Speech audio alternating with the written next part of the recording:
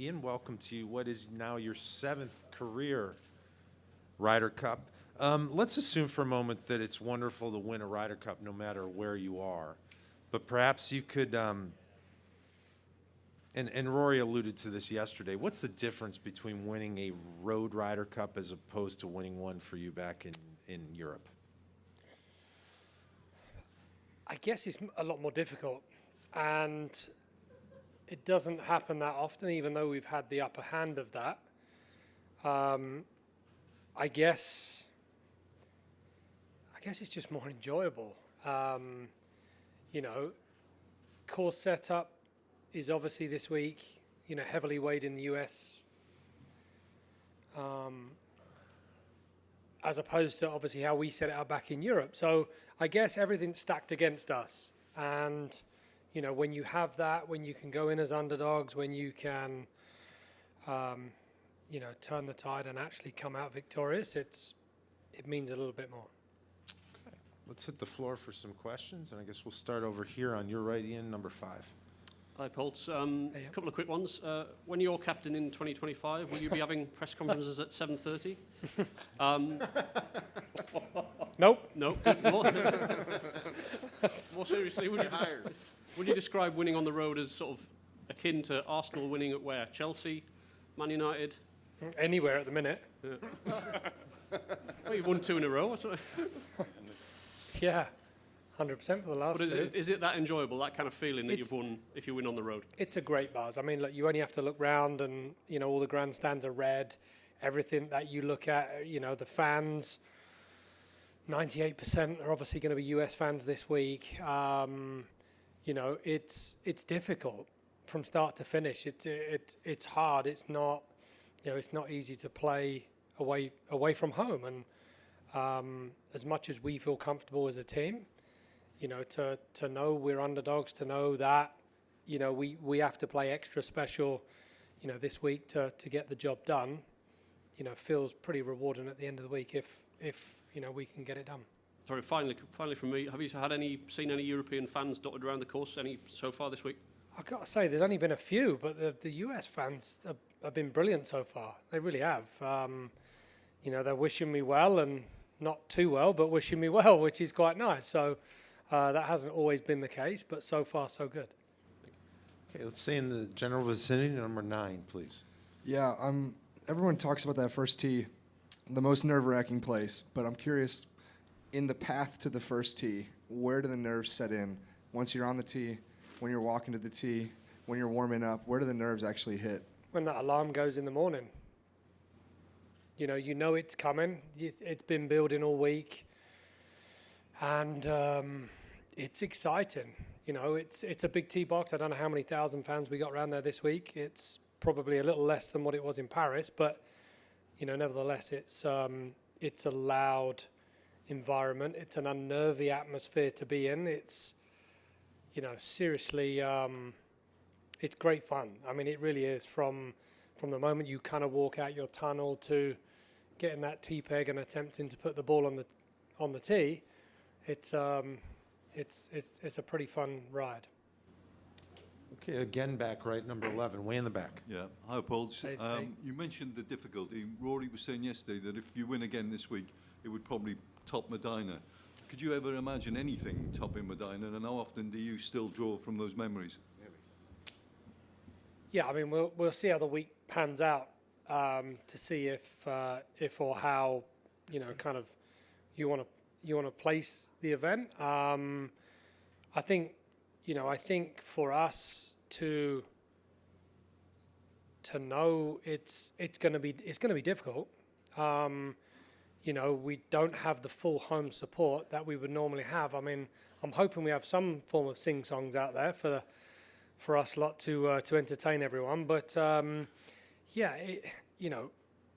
it's always hard to turn around and say one's going to trump another one, and however the makeup of that's going to be.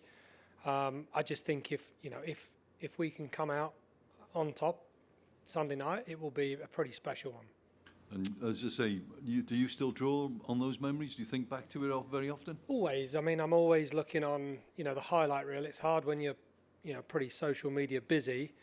and there's often highlights of all the good things you've kind of done through the years, and obviously Medina's one of those. It's good to get those positive vibes, a bit of confidence, and enjoy watching the celebrations that we had and the kind of golf that we played on Saturday, Sunday.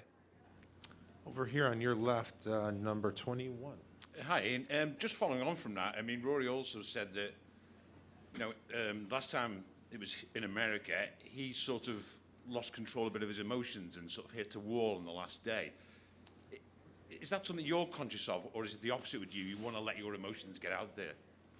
In terms of interacting with the crowd and stuff, I think you just have to let it happen naturally. I don't think it's something you can't plan for, how you react on the golf course. I think you've seen through the years players that you see no emotion all of a sudden start to show emotion. I don't think that's something that you'll sit at home and go, right, okay, if I hold a putt on the first, I'm gonna fist pump this. It's just, I think it happens naturally. I think we all have a lot of pressure, a lot of build up, a lot of intensity during the start of this week, and it just naturally flows out.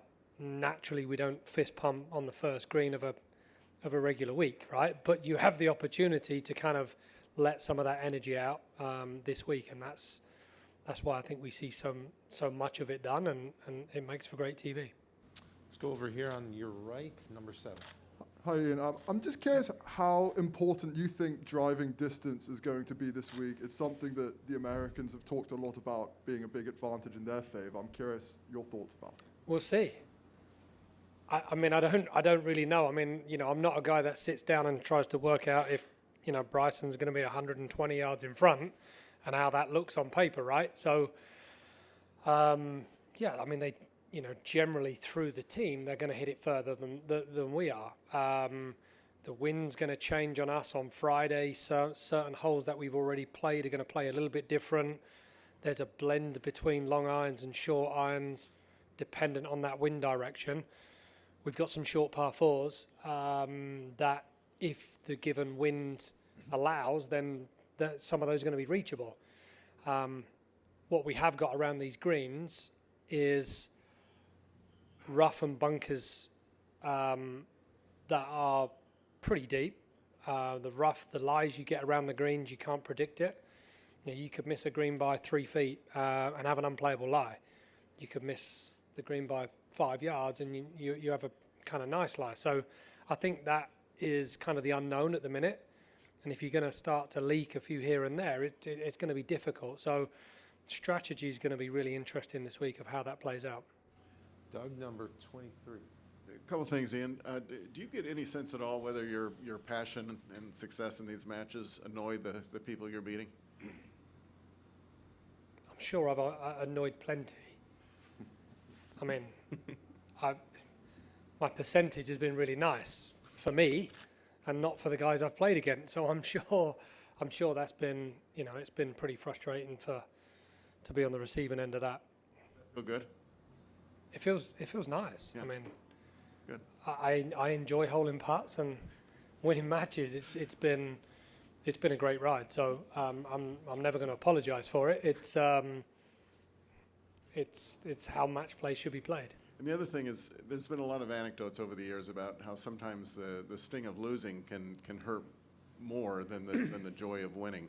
Do you agree with that? And do you have any strong memories of 08, which I think is your only losing team you've been on? Yeah, that was miserable. I mean, even though I think I picked up 4 points that week, it meant nothing. So to have a personal kind of individual week, which this is not individual at all, it means nothing. I mean, to go 4-0 and lose is pretty depressing. You'd rather go 0-4 and win. So, if that played itself out this week, and I'd still be pretty happy on Sunday night if I was, to play it out that way. Thanks. We only have time for 2 or 3 more. Let's go to 8 and then 6. Ian, similar question to that last one. 08 was the only one you lost, but in 2012 you had the experience of falling behind before the Sunday. What feels different from a team perspective when you're out there and you just keep falling behind and the Americans are winning? How is it a different vibe, and Is it kind of a helpless feeling in any way? I wouldn't say it's a helpless feeling, because you always have to believe that you have the ability to turn the match around, and momentum's been key in every Ryder Cup I've ever played, and it's all about holding that level of momentum for the longest period you possibly can, and that's hard to play against. Sometimes when when you can see somebody's got that kind of run of form, and the blue stays the color stays the way it does for a long period of time, you have to kind of break that. And there's only been a few instances where it's been that way, and you've wanted to break it. So you always have to tell yourself that it can happen, it's going to happen, and you've got to make it happen sometimes. 6. Ian, kind of a core question for you. What you put on some of your best shows, play some of your best golf at the Ryder Cup. Why? Hate losing. You see the guy. I mean, you know when you play match play, you know what you have to do when you tee up on the first hole. You can control a match, you can dictate a match, you can play certain shots to try and put your opponent under pressure. You can't do that in stroke play, really, and unless it comes down to the back nine and the group you're in, you're actually clear of the rest of the field. So it's just it's a fun game of chess, to be honest, to to enjoy what that means, that you're under pressure right from the get-go. Just doesn't happen in stroke play. It's kind of like you plod your way into the tournament, but it's it's back nine Sunday mentality every single time you tee it up. Okay, last one. It's got to be quick. 27, right back here. Yeah, Ian, it's sort of a similar question. Sergio yesterday was talking about sort of having the ability to flip a switch regardless of what form you're in coming into the week. You clearly have that same ability. Like the ability to sort of convert that energy or whatever the good feeling is you have around this event into actually executing shots. How does that process happen for you?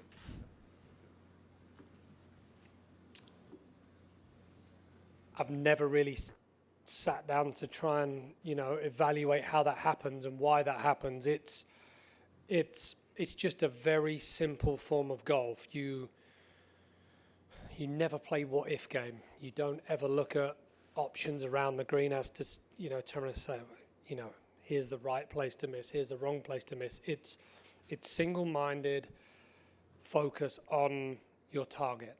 It's really simplified. And the more simple it is, the easier it is for my brain to understand and aggressively go at those targets. Again, stroke play, you're plodding into position. This isn't the case here. You can't expect a par to win a hole. You have to expect to try and birdie every single hole to have a chance of winning or even halving the hole. And it's a nice way to play golf, to be aggressive to targets. Ian, thank you so much for Thanks, finding guys. us and your time. Have a great day.